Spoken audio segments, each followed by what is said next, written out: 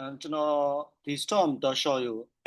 အသုံးပြုတဲ့ပုံစံပေါ့နော်သုံးတဲ့ပုံစံကိုကျွန်တော်အသေးစိတ်ပြောသွားမယ်ပြီးရင်ကျွန်တော်အပိုင်းလိုက်ခွဲပြီးပြောသွားမယ်ပေါ့နော်ဘယ်နှပိုင်းတိထွက်မလဲတော့ကျွန်တော်မသိဘူးအမေကျွန်တော်တူလေးပေါ့နော်တစ်ခုချင်းစီလောက်သွားတဲ့ဟာလေးကျွန်တော်ခေါင်းစဉ်လေးနဲ့အသေးစိတ်ပြောသွားမယ်ဒါကတော့အပိုင်း1ပေါ့နော်ဒါကတော့အပိုင်း1ဆိုတော့ကျွန်တော်အခုစလိုက်ဆိုတော့ကျွန်တော် storm တော့ short ကိုမတုံးခင်မှာကျွန်တော်ပထမဆုံးဒီ storm တော့ short အခြေခံလေးကျွန်တော်ပြောပြမယ် storm တော့ short ကသူက WhatsApp အမျိုးအစား WhatsApp အမျိုးအစား mobile app မဟုတ်ဘူးသူက browser သုံးရတယ်ပေါ့နော်တကယ်လို့ကိုကဖုန်းတွေ tablet တွေ computer တွေနဲ့ down ပြီးတော့တုံးချင်တယ်ဆိုရင် Chrome browser ကိုသုံးပြီးနောက်ကျွန်တော် Chrome browser သုံးပြီးတချို့ကWindows မှာဆို Edge တို့ပါသုံးကြရပေါ့နော်ပြီး Apple မှာဆိုရင်ကျွန်တော် Safari တို့သုံးကြတယ်ပေါ့နော်ကျွန်တော် Chrome browser သုံးပြီး Chrome browser နဲ့ဝင်နော်ဆိုတော့ Chrome browser မှာGoogle မှာကျွန်တော် storm.short ပေါ့နော် storm.short လို့ရိုက်လိုက်ရင်ကျွန်တော်တို့ကဒီသူ့ရဲ့ဒီနေရာရောက်လာတာပေါ့နော်ဒီနေရာရောက်လာတာပေါ့ဒီနေရာရောက်လာတာဆိုတော့ storm.short မှာသူ့ရဲ့အလုပ်လုပ်တဲ့ပုံစံလေးကျွန်တော်ပြောပြမယ်ကျွန်တော်တို့က device အကန့်အသတ်မရှိဘူးဆိုတော့ကိုယ့် account ရှိရင်ကိုယ့် account နဲ့ကိုကြိုက်တဲ့ device ကနေ login ဝင်တော့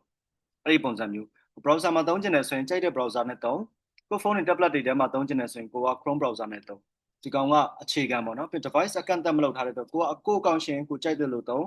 ပြီးကိုကြိုက်တဲ့ device တွေမှာကိုယ့်ရဲ့ account ကိုဝင်ပြီးသုံးနေလို့ရတယ်ဆိုတော့ကျွန်တော်ကြံပေးတာကတော့ကျွန်တော်ကြံပေးတာကတော့ကိုကသုံးနေတဲ့အချိန်မှာကိုသုံးနေတဲ့အချိန်မှာကိုကတော့ account တစ်ခုကသုံးနေဆိုတော့တစ်ခုကတော့ခုန report ကြည့်တာလို့ဘာလို့လောက်တော့လုပ်ပေါ့နော် data entry လုပ်တာကို device နှစ်ခုသုံးခုတစ်ပြိုင်တည်းမလုပ်နဲ့အဲ့ဒါကျွန်တော်အားမပေးဘူးပေါ့နော်ကျွန်တော်စင်ရင်မဝင်တာတွေစင်ရင်ဝင်တာတွေမဝင်တာတွေပေါ့နော်ဖြစ်တတ်တယ်ဒါပေမဲ့ဖြစ်တယ်ဆိုတော့လဲကြုံတော့ကြုံခဲ့ပါဘယ်လိုမျိုးလဲဆိုတော့သူကတစ်စက္ကန့်မီလီစက္ကန့်အတွင်းမှာတစ်ပြိုင်တည်းသွားလုပ်မိလိုက်တယ်ဆိုရင်အဲ့ဒါမဝင်သွားဘူးတစ်ခုပဲဝင်တယ်ပေါ့နော်မီလီစက္ကန့်ပေါ့7တပုံပေါ့တစ်စက္ကန့်ရဲ့7တပုံပေါ့အဲ့လောက်ထိကိုတော့သူက handle လုပ်နိုင်တယ်ပေါ့နော်ဒီ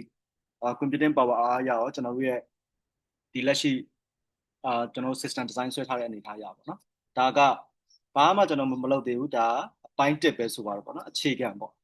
device အကုန်သုံးလို့ရတယ်ပြီးရင် account ရှိရတဲ့ကိုကြိုက်တဲ့ device ကနေဝင်လို့ရတယ် device အကန့်အသတ်မရှိဘူး printer အကြီးသေးအကုန်သုံးလို့ရတယ် printer အကြီးဆိုရင်ကျွန်တော်တို့ကဥမာ Canon တို့ Epson တို့ဒါမျိုးနဲ့သုံးမယ်ဆိုရင်ကိုယ့်ရဲ့ laptop ထဲမှာကိုက driver လေးprinter driver လေးထည့်ထားလိုက် printer driver မတောင်းဘယ်လိုတောင်းရမလဲမသိဘူးဆိုရင်ကိုယ့်ရဲ့ printer မှာ model နာမည်ပါတယ်ဥမာ Canon ဆိုရင် Canon ဆိုတဲ့ brand နာမည်ပါတယ်ပြီးရင် Canon က printer ဘယ် model လဲပါတယ်ပြီးရင်ကိုယ့်ရဲ့ laptop ကိုကြည့်ကိုယ့်ရဲ့ laptop မှာကျွန်တော်တို့က my computer ဖြစ်ဖြစ်ပေါ့နော်အဲ့မှာသွားကြည့်လိုက်ကြည့်ပြီးအဲ့မှာ info ရှိတယ်ကိုကအဲ့မှာ32 bit လား64 bit လားဒါမျိုးတွေတစ်ချက်ကြည့်ပြီးရင် Windows က10လား11လားဘယ်လောက်လဲအဲ့ဒါကြည့်အဲ့ဒါလေးတွေအဲ့မှာအဲ့ဒါလေးရိုက်ထဲ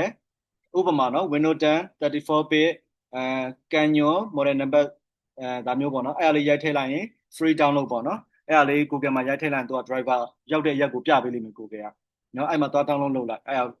တကယ်လို့ကိုက printer အသေးပေါ့နော် printer အသေးသုံးမယ်ပေါ့ Bluetooth printer Wi-Fi printer network printer ပေါ့ဒါတွေသုံးမယ်ဆိုရင်ကျွန်တော်တို့ကraw pd ဆိုတာလေးသုံးပေးနော် RAW raw B for ball T for tree ပေါ့နော် raw pd ဆိုတဲ့ app ကို download လုပ်ပြီးတော့သုံးပေး